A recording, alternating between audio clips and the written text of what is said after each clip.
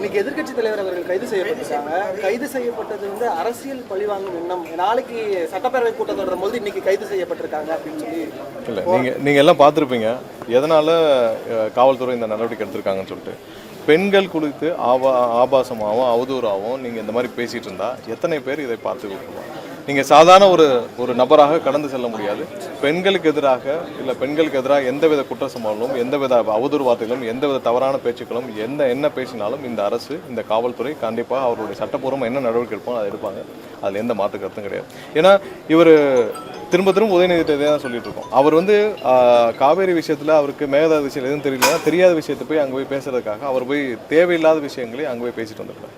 அவர் பேசிய விஷயங்கள் எல்லாரும் பார்த்துருப்பாங்க. திமுகவினருக்கு எவ்வளோ பேர் இருக்காங்க, அவங்களுடைய வீட்லேயே அவர் வந்து அவர் பேசுனதை போட்டு காட்டும். உதயநிதி பேசினதை எல்லா வீடுகள்லையும் எல்லாரும் அவங்க திமுகவினர் போட்டு காட்டட்டும், அவங்க வீட்டில் இருக்கவங்க எல்லாரும் போட்டு காட்டட்டும். உதயநிதி பேசினதில் ஏதாவது ஒரு வார்த்தை ஏற்புடையதாக இருக்கான்னு சொல்லிட்டு இவ்வளவு கீழ்த்தரமாக கேவலமாக பேச வேண்டிய அவசியம் என்ன இருக்குது உதயநிதிக்கு? நீங்கள் போனது காவிரி விஷயத்தை பற்றி பேசுகிறதுக்கும் மேகதாது பற்றி பேசுகிறதுக்கும் அதே சம்மந்தமாக உங்களுக்கு தெரியலன்னா தெரிஞ்சதை மட்டும் பேசிட்டு இல்லை அங்கே என்ன பேப்பரில் கொடுக்க அதை வாசிட்டு வரணும் தானே. தேவையில்லாமல் அவதூறாக பெண்களை பற்றி ஆபாசமாக திமுகவினருக்கு எல்லாருக்கும் இதே வேலை தான். ஏதாவது இல்லைன்னா ஒரு தனிப்பட்ட முறையில் பெண்களை பற்றி ஆபாசமாக பேசுவது அவதூறாக பேசுவது இதை எந்த காலத்திலும் இந்த அரசு கண்டிப்பாக ஏற்றுக்கொள்ளாது. காவல்துறைக்கு அவங்களுக்கு என்ன கம்ப்ளைண்ட் வந்திருக்கோ அது பூர்வம் நடவடிக்கை இருப்பார்கள். எல்லாரும் அவங்கவுங்க வீட்டில் போட்டு கேட்கணும்.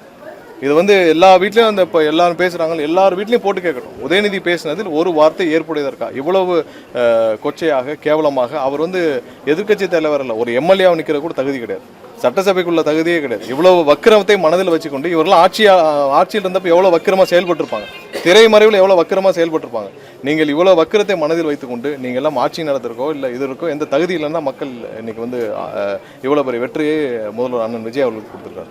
எந்த வகையிலையும் உங்களுக்கு வந்து சட்டசபைக்குள்ள இல்லை, எதிர்க்கட்சி தலைவரில் சட்டசபைக்கு உள்ள வர்றது கூட தகுதி கிடையாது. ஒரு பெண்களை பற்றி இவ்வளோ வக்கிரத்தை மனதில் வச்சுக்கிட்டு நீங்கள் தயவு செஞ்சு இந்த மாதிரி எல்லா வேலையெல்லாம் செய்யாமல் உங்களுக்கு இந்த மாதிரி பொது வாழ்க்கையில் ஈடுபடுறதுக்கு எந்த தகுதியும் உதயநிதி கிடையாது.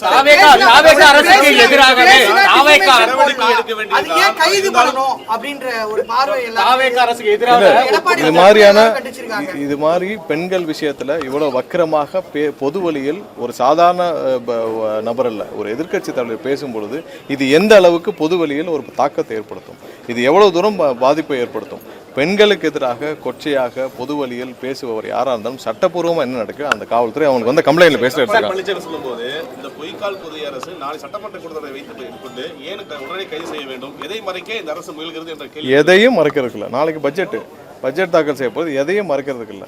அவர் வந்து இன்னைக்கு வந்து முந்தைய காலங்களில் அம்மா இருந்தால் என்ன செய்திருப்பாரோ அதே தான் இன்னைக்கு வந்து அண்ணன் விஜய் அவர்கள் செஞ்சிருக்காரு. புரட்சி தலைவரும் எம்ஜிஆர் இருந்தாலும் என்ன நடவடிக்கை எடுத்திருப்பாரோ அதே தான் செஞ்சிருக்காரு. இன்னைக்கு எடப்பாடி வந்தால் இன்னைக்கு பொய்க்கால் குதிரை மாதிரி இன்னைக்கு திமுக பின்னாடி ஒழிஞ்சுக்கிறார். இன்னைக்கு திமுக என்ன பேசணுமோ திமுக பேசுறதுக்கு முன்னாடி எடப்பாடி வந்து பேசுறார். இன்னைக்கு எடப்பாடி அவர் உதயநிதி சொன்ன கருத்தில் எடப்பாடிக்கு ஏற்படுக்கா? எடப்பாடிக்கு அதில் வந்து அவர் சொன்ன கருத்தை ஏற்கிறாரா? அவர் சொன்ன விஷயத்தை ஏற்றுக்கொள்கிறாரா? அம்மா இருந்தால் என்ன செய்வார்? இவ்வளவு கேவலமாக அதிமுகவை யாராவது கொண்டு போய் இவ்வளவு படுகொலியில் தள்ளிடுறதுன்னா ஒரு எடப்பாடியாக தான் இருக்கும். யாராவது இன்னைக்கு வந்து ஒரு பெண்களை பற்றி அவதூறாக பேசியது புரட்சி தலைவர் அம்மா பற்றியே உதயநிதி ஒரு காலத்தில் அவதூறாக பேசியிருக்கிறார். அப்பயே வந்து எடப்பாடி அவருடைய கவர்மெண்ட் இருந்துச்சு, அவர் முதலமைச்சர் வந்து அப்பயே அவர் நடவடிக்கை எடுக்கல. அப்பயே வந்து அந்த டைம்ல ஒரு ட்வீட் போட்டார், அதே வந்து அவ்வளோ கொச்சையாக புரட்சியில் அம்மா பற்றி போட்டிருந்தார். அப்பயே வந்து அவங்களுடைய கவர்மெண்ட் இருந்தது, எடப்பாடி அவர்கள் எந்த நடவடிக்கை எடுக்கல, பேசாமல் வேடிக்கை பார்த்துருந்தார். அவருக்கு அவருடைய அரசாங்கத்தை அவருடைய பதவியை காப்பாற்றிக்கல தான் அன்னைக்கு இருந்து இப்போ வரைக்கும் ஃபோக்கஸ் பண்ணிருக்காரு.